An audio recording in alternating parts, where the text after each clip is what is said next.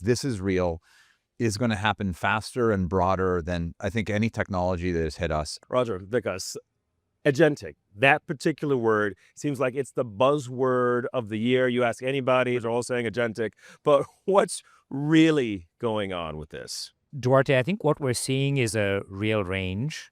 There are some clients of mine that are actually very deep in agentic. There's a CEO I know who literally spends his time with 3 keyboards.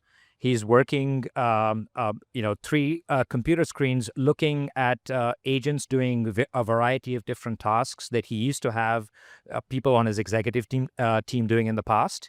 And so he's actually really amplifying his ability as an executive and his team's ability as executives using agentic. So that's one extreme. I would say that's probably a rare example to find in the wild currently. The vast majority of clients I find are actually trying, specific use cases in a particular domain, something along those lines, a bit more experimental, and beginning to see some value. Roger, how are you seeing it play out? I'd say very similar to Vikas. I think it's one of those, the future is here, but it's not evenly distributed type problems. I think there's evidence of just profound value across the board, across a range of almost every industry, a multitude of different use cases. And so when I look at it, I've stared at many technologies through my career. I've worked with Vikas on this as well. I mean, there are so many that arrived and then we waited so long for it to really have impact. I think Agentic, to me, the wake up call for every company is this is real, is going to happen faster and broader than I think any technology that has hit us. Everyone's trying to get to that point where they're using agentic, and I'm talking about these more capable, action-oriented AI systems in order to drive real value. When companies come to you and they're starting their agentic journey, what are some of the challenges that they're facing, and what do you tell them? We've looked at a lot of these success cases, and we're trying to talk to them about what is the patterns of success to help overcome those challenges. And so if I net that out, one is kind of a leadership in organization, all the way from the CEO to the frontline worker adopting this technology.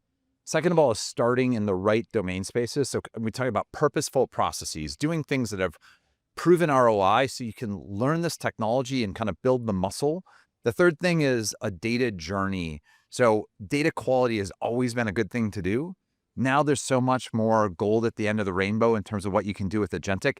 It's worth making the investment in data quality in a way that hadn't been before. The fourth is getting to technical architecture. And that means looking at the environments in which you execute technology and have your data and bringing them together and having more platform engineering across environment. And what we've learned is that if you give agents more data from across that environment, if you give them tools that can take actions across that environment, they deliver more value. So we have to think about the entire technology environment. Where is BCG playing a role? What's the partnership here? BCG, we have a framework which we call 10-20-70. When you look at a new technology adoption, and I think it applies to agentic as well, we think about 10% or so of the constraint in really getting to the adoption being the technology itself. And look, the technology is incredible. 20% of the constraint we think is the data. And, Roger touched on that, the importance of having a single source of truth, quality data that you can rely on. The 70% of the constraint we believe is change management.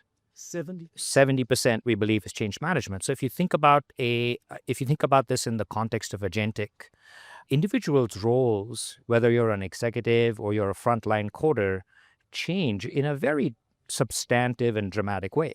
And so you have to really make people comfortable with that change that's going to happen. And so really that's the heart of the focus for BCG, is enabling the change management and putting the change management for the new technology in the context of the overall value creation for the business. Let's talk about bottom lines, measurable results. When you've seen companies deploying agentic, where have you seen the measurable results? If you take all of Gen AI, we've been on a journey, again, with BCG's help on our own transformation. So for IBM, we're going to exit this year at our best estimate is a $4.5 billion better run rate than we had 3 or 4 years ago. Now, that's not all going straight to the bottom line. That is also being reinvested in innovation. And so we look at that as a proven ROI. But I'd say I look at a framework of kind of raise the floor, break the ceiling. Raising the floor is what we've done on productivity. Today's best process can be tomorrow's worst.